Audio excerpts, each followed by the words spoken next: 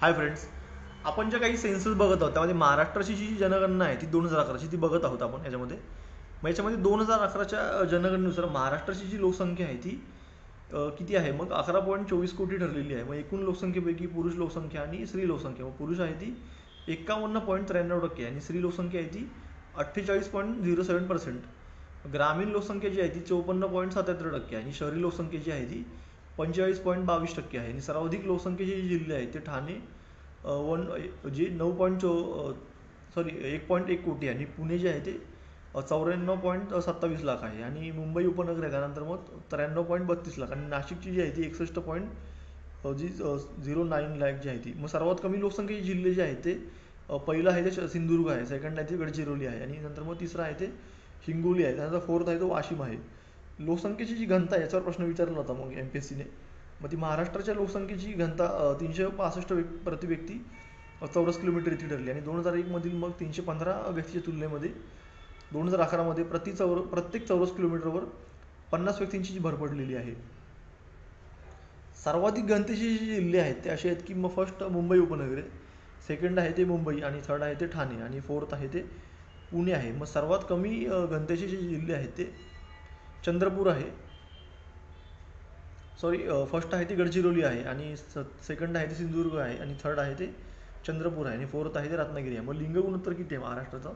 मग 2011च्या जनगणनेनुसार महाराष्ट्राचं लिंग गुणोत्तर आहे ते 929 आहे. 2001 मधील 922च्या तुलनेमध्ये 7ची वाढ झालेली आहे. आणि सर्वाधिक लिंग गुणोत्तराचे जिल्हे कोणते आहेत? मग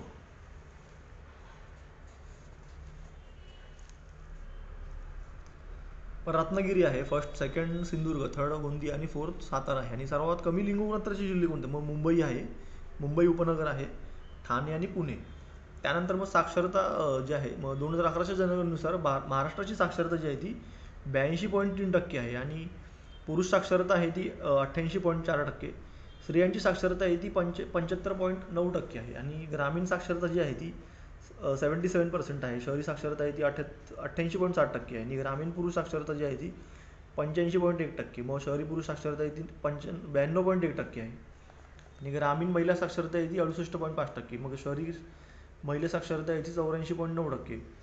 सर्वाधिक कमी सर्वाधिक व कमी सर्वाधिक व सर्वात कमी साक्षरतेचे जिल्हे कोणते आहेत? मग सर्वाधिक साक्षरता कुठे आहे? मग मुंबई उपनगर आहे first, second Nagpur, third Mumbai आणि फोर्थ अमरावती.